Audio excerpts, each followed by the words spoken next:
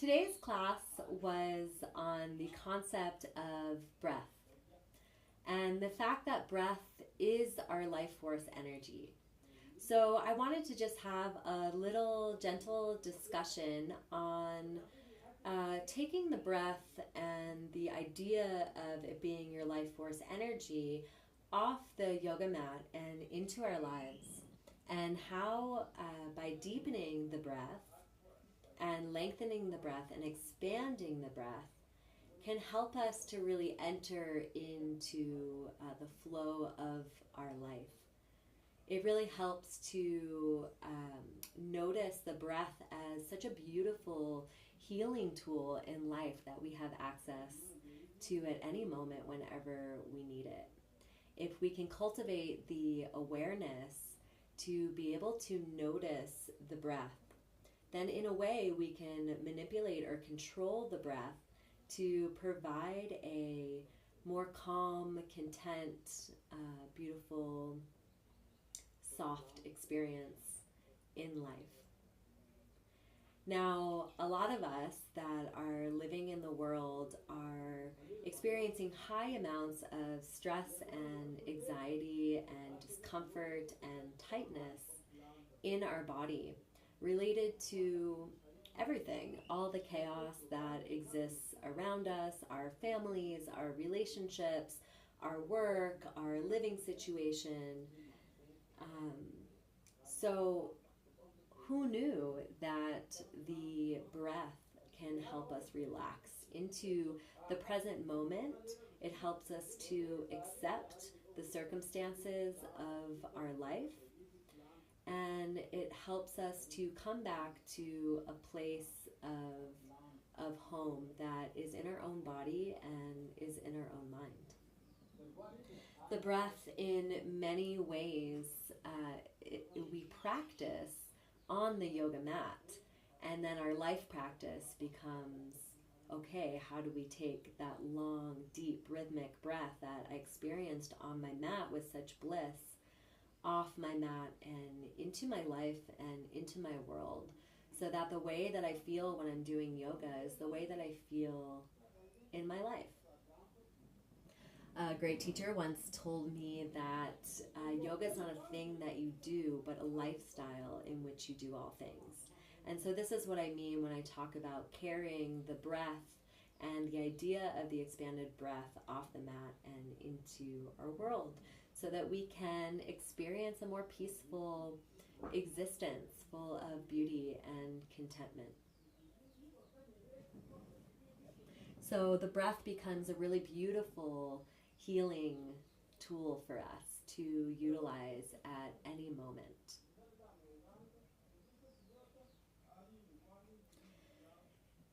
The breath, when we inhale deeply, and we've forgotten about this along the way because of the stress that exists outside of our system, it makes us tight in the chest, and we end up breathing very short and shallow into our chest. But when we can breathe deeply into the abdominals and really to the very bottom part of our lungs, we can feel the energy of our body start to open up. So what might, when we live in this sympathetic state of fight or flight, it's very hard for us to feel the flow of our energy and hence the flow of our life. So when we breathe deeply, it literally and spiritually opens up the channels of our body. It opens up the space around the heart so that we can literally expand the heart into the present moment. And the veins, the capillaries, the arteries, once we send breath, which is literally our life force, it's how we feel alive. When we send that into all parts of our body, all of the cells, then we inspire life. And who knew it was as simple as just breathing deeply? So I invite you to notice, for one, we can just take a pause and experience what our breath is like in our body. So let's close our eyes just for a moment.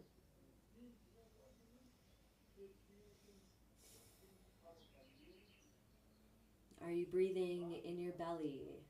Are you breathing in your chest? Are you having a 360-degree breathing experience? Do you come alive as the breath expands into the heart? Do you soften on the exhale? Do you surrender? Is there a surrendering quality to the breath?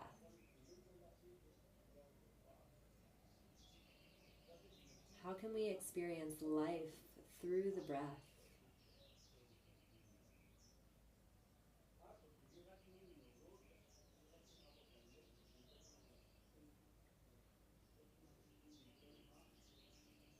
If the breath had a shape or a color,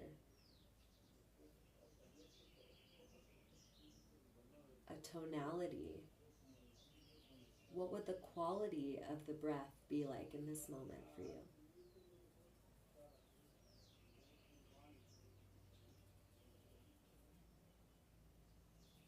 Clear, flowing breath is like a beautiful crystalline river that's continuously flowing without rocks in the way, stones in the way. But even so, the water just flows around the rocks, around the pebbles, cultivating this flow of energy. From there, just blink the eyes open.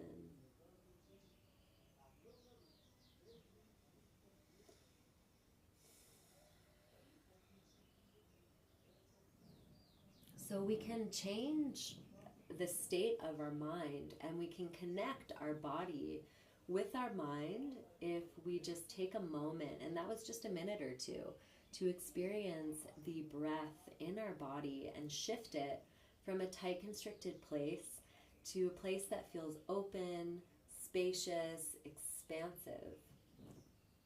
So when we think of